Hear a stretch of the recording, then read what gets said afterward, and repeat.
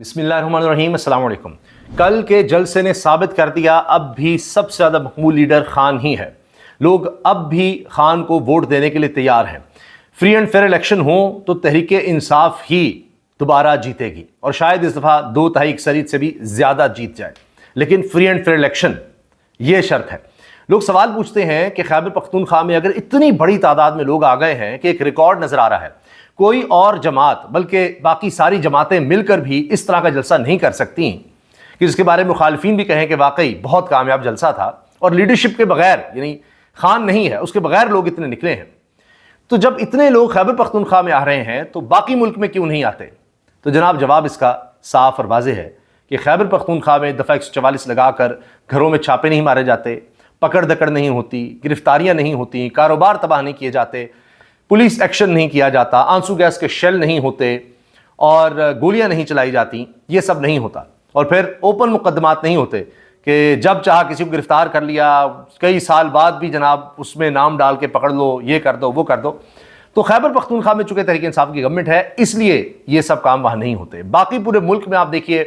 ابھی تو صرف اعلان ہوتا ہے اور جا کر ساری لیڈرشپ کو اٹھا لیا جاتا ہے، گرفتار کر لیا جاتا ہے، چھاپے مارے جاتے ہیں، رات کو ہی یہ کام شروع ہو جاتا ہے، اگر اگلے دن پتہ چلتا ہے کہ جی کوئی جلسہ ہے، کوئی ریلی ہے، کوئی کارنر میٹنگ ہے، یہ سب کچھ ہوتا ہے۔ تو یہ وجہ ہے۔ اب ظاہر ہے کہ پاکستان میں نا انسانی حقوق ہیں، کوئی جمہوریت کا تو آپ نام بھی نہ لیں، آئین پر کون سا عمل ہو رہا ہے، تو لہٰذا یہ سب کچھ ہو رہا ہے، ورنہ کہنے کو کہا جائے گا اسلامی جمہوریہ پاکستان جہاں لوگوں کی چلے گی، یہاں بنیادی انسانی حقوق بھی ہیں، ہر ایک کو آزادی ہے اپنی بات کہنے کی، قانون کے دائرے کے اندر رہ کر جلسہ جلوس ریلی کرنے کی، احتجاج کرنے کی، لیکن یہ آپ کو کہیں میسر نہیں ہے۔ خیبر پختونخوا میں کوئی بھی جماعت ہو، تحریک انصاف کی مخالف ہو، اس کو یہ اجازت ہے۔ باقی آپ دیکھ لیجئے کہیں اگر تحریک انصاف کوئی سوچتی بھی ہے تو دیکھیے کتنی جبر اور فسطائیت ہوتی ہے۔ تو لہٰذا یہ تو اب صاف ہے کہ خان ریلیونٹ ہے، خان سب سے زیادہ مقبول ہے، تحریک انصاف کے پاس سٹریٹ پاور بھی ہے اور جلسہ کرنے کی صلاحیت صرف انہی کے پاس ہے۔ باقی تو آپ دیکھ لیجیے اقتدار میں ہیں، اقتدار کے مزے اپنی جگہ، لیکن سرکاری وسائل کے ساتھ بھی یہ کچھ جلسی بھی نہیں کر سکتے، یہ آپ اندازہ لگائیے۔ یہ تو بس سرکاری سطح پر ایک میراتھن ہوتی ہے تو وہاں بھی یہی ہے کہ دل کو خوش کرنے کے لیے کہ سب کو جناب مریم نواز صاحبہ کی شرٹس پہنا دی جائیں اور اس طرح کی میراتھن کی جائے، اور لوگ اب سر پکڑ کے بیٹھ گئے ہیں۔ ان کے حامی بھی کہہ رہے ہیں کہ یہ کون سا انداز ہے، ڈیجیٹل اب دنیا ہے، انٹرنیٹ کی دنیا ہے، تو سوشل ڈیجیٹل میڈیا کا استعمال کریں، یہ کون سی حرکتیں ہیں آج کے دور میں آپ کر رہے ہیں؟ اس سے آپ کی کوئی نیک نامی نہیں ہونی کہ مریم نواز صاحبہ کی شرٹس پہنا دیں، اس سے الٹا بدنامی ہوتی ہے۔ اتنا پیسہ یہ لگاتے ہیں ان کاموں پر، اشتہار بازی پر، کہ جس کی کوئی حد نہیں۔ ابھی آپ دیکھیں نا، کروڑوں روپے اس چیز پر لگا دیا کہ جی پیٹرول پر سبسڈی دیں گے، وہ سبسڈی آئی نہیں، اشتہارات دے دیے گئے، یہ ساری ان کی ٹوٹل لگار کر دی ہے۔ بہرحال بات کہیں اور چلی گئی۔ اب دیکھیے جلسہ ایک طرف کامیاب ہوا، تحریک انصاف کی یقیناً ایک بڑی بات ہے کہ جی لیڈرشپ جیل میں ہے، باقی دیکھیے کوٹ لکھپت میں لوگ قید ہیں اور سب کو بتایا گیا ہے خبردار آپ کوئی جلسہ نہیں کر سکتے، اس کے باوجود خیبر پختونخوا میں لوگ نکلے ہیں اور جلسہ کامیاب ہوا ہے۔ دوسری خبر اگلے ہی دن یہ آ گئی کہ فلک جاوید صاحبہ کو ضمانت مل گئی ہے، ان کو ایک کیس میں جو کہ عظمہ بخاری صاحبہ نے، وزیر اطلاعات پنجاب نے ان کے خلاف کیا، اور وہ ایک فیک ویڈیو پر تھا۔ انہوں نے ایک ویڈیو مبینہ طور پر فلک جاوید صاحبہ نے شیئر کی، پھر شاید ڈیلیٹ بھی کر دی تھی، لیکن وہ کیس بن گیا، عظمہ صاحبہ نے کیس فائل کیا۔ اب وہ پیش ہی نہیں ہوتی، وزیر اطلاعات ہیں لیکن پیش نہیں ہوتی، ہائی کورٹ میں بھی پیش نہ ہوئی، لہٰذا سنم جاوید کی چھوٹی بہن ہے، سنم جاوید بھی گرفتار ہیں، فلک جاوید چھوٹی بہن ہے، ان کے بھی چھوٹے چھوٹے بچے ہیں، بڑی بہن کے بھی بچے ہیں، لیکن بہرحال دونوں قید۔ اب چلیں کم از کم ان کو ضمانت تو ملی، ابھی شاید کوئی اور کیس بھی ہے، ابھی دیکھتے ہیں اس میں کیا ہوتا ہے، لیکن اس کیس میں تو ان کو ضمانت مل گئی ہے، تو اس کیس میں ان کی ضمانت پر رہائی ہوگی، لیکن کوئی اور کیس ہے شاید ابھی، تو اس میں دیکھتے ہیں کیا ہوتا ہے۔ تو بہرحال ایک تو یہ جی اگلے دن ضمانت کی خبر آتی ہے، ان کو سوشل میڈیا ایکٹیوسٹ کہا جاتا ہے، تحریک انصاف کی کارکن بھی کہا جاتا ہے، تو اس خاندان نے بڑی مشکلات برداشت کی ہیں۔ صرف یہی نہیں، سنم جاوید ہوں، ان کے خاوند وہ بھی قید رہے، انہوں نے بھی بڑی مشکلات برداشت کی، تو بچے بھی ظاہر ہے اور ان کے خاندان وہ پریشان میں، ان کے والدین ان کی پریشانی ہے۔ تو اب تو شاید وہ زیادہ میڈیا پر بھی نہیں آتے کہ چلیں ہمارے میڈیا پر آنے سے کہیں یہ نہ ہو کہ ہماری بیٹیوں کے لیے اور مسائل پیدا ہوں، تو شاید اس وجہ سے وہ میڈیا کو بھی اب زیادہ ایوائڈ ہی کرتے ہیں۔ دوسری طرف جی عوام کے لیے ایک اور مشکل خبر یہ آ گئی ہے کہ ہر وارڈن کو روزانہ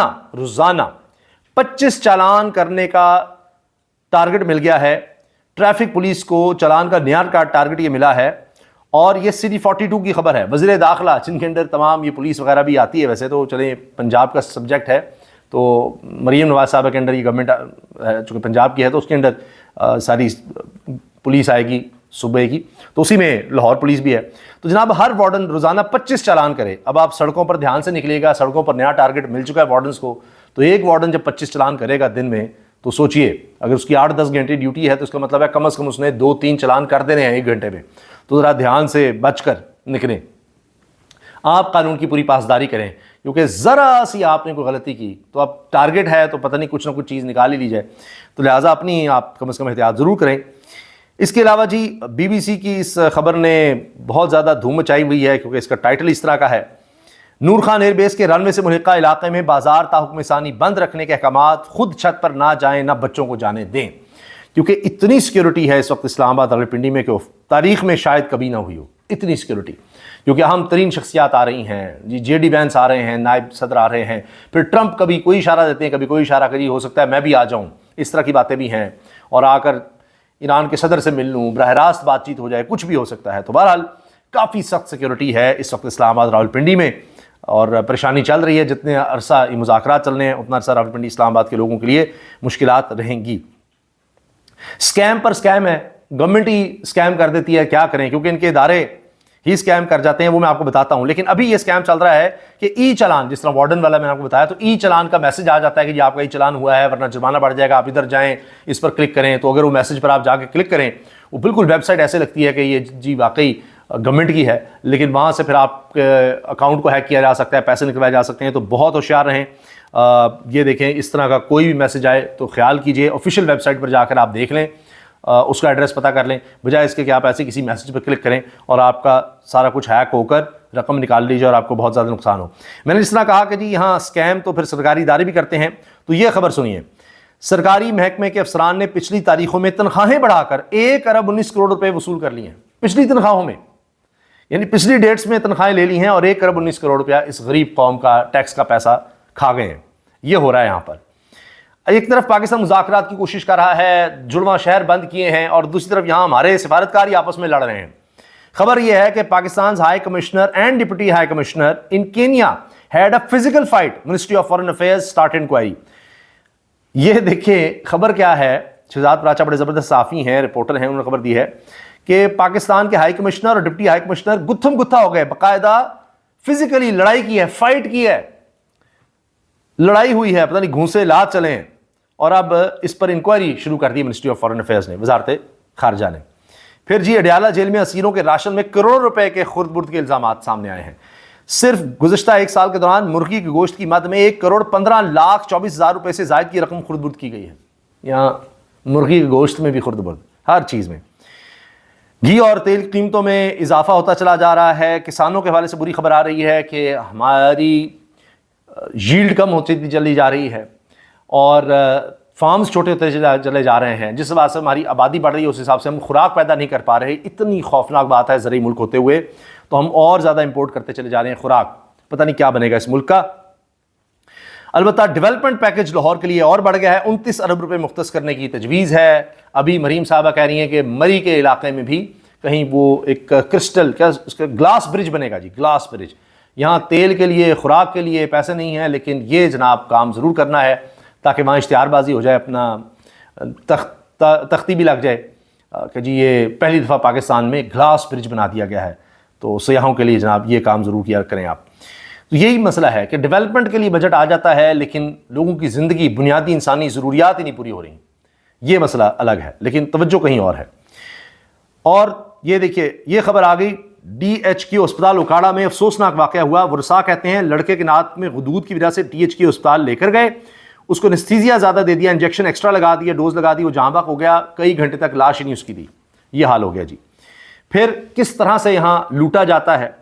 ذرائع کے مطابق ایران جنگ کے دوران پیٹرولیم مصنوعات کی ذخیرہ اندوزی کرنے کی تحقیقات شروع کر دی گئی ہیں۔ ابتدائی تحقیق کے مطابق یہ کمپنی کی دانستہ جان بوجھ کر ذخیرہ اندوزی سے سپلائی متاثر ہوئی اور مصنوعی قلت پیدا کر کے قیمتوں میں اضافے کا جواز پیدا کیا گیا کہ پیسہ بنائیں۔ اسٹاک ایکسچینج میں پتہ نہیں کیا کیا کیا گیا ہے، اس بحران میں کس طرح سے کس نے کتنا پیسہ بنایا ہے، انداز لگائیے۔ لوڈ شیڈنگ پر جی خیبر پختونخوا حکومت کے لوگ چیخ رہے ہیں، کہہ رہے ہیں جی 20 گھنٹے کی لوڈ شیڈنگ ہو رہی ہے خیبر پختونخوا کے علاقوں میں،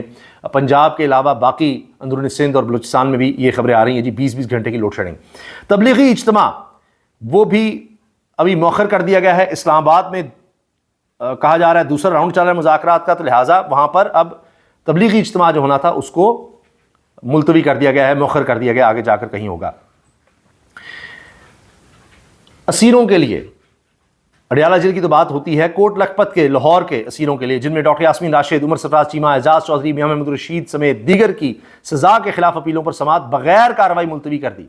یہ پروسیکیوشن کی مہلت کی استدعا پھر منظور ہو گئی ہے، یعنی ان کے لیے کوئی ریلیف نہیں ہے۔ پروسیکیوشن کس چیز کی مہلت مانگ رہی ہے؟ 3 سال سے کہہ رہے ہیں سب ثبوت ہیں، اب تیاری کس چیز کی کرنی ہے؟ تیاری کے لیے وقت مانگتے ہیں اور عدالتیں تیاری کے لیے وقت دے دیتی ہیں۔ نچلی عدالتوں میں بھی یہی حال تھا، پھر چیف جسٹس نے کہا جی جلدی فیصلے کر دیں، اب اوپر ہائی کورٹ میں دیگر عدالتوں میں کیس ہی نہیں لگ رہے، یہ تو حال ہو چکا ہے۔ تو اب کیا کیا جائے؟ اب مہنگائی بڑھ رہی ہے، ہر شہر میں جناب ایل پی جی کے سرکاری ریٹ بتا دی جاتے ہیں، لیکن سرکاری ریٹ پر کچھ بھی آپ کو نہیں ملتا، اور مہنگائی ہر سطح پر ہے، لیکن حکمرانوں کو اس کی کوئی پرواہ نہیں۔ ان کو پرواہ ہے تو جی کوئی تحریک انصاف کا بندہ چھوٹ نہ جائے، بس پروسیکیوشن تو انہوں نے کرنی ہے، اور وہ مہلت پہ مہلت لیتے ہیں اور ملتی چلی جاتی ہے، بھئی اگر ثبوت ہیں یہ لوگ قصوروار ہیں سزائیں دلوا دیں۔ آپ ان کو بغیر کیس کے فیصلے کے سزائیں دیے جا رہے ہیں، اتنی تو پتہ نہیں مقدمے کے بعد فائنل اتنی سزائیں بنتی ہیں نہیں بنتی، جتنا عرصہ ان کو ویسے ہی آپ نے جیل میں رکھ دیا ہے۔ یہ تو حال ہے۔ اجازت دیجیے، اللہ حافظ۔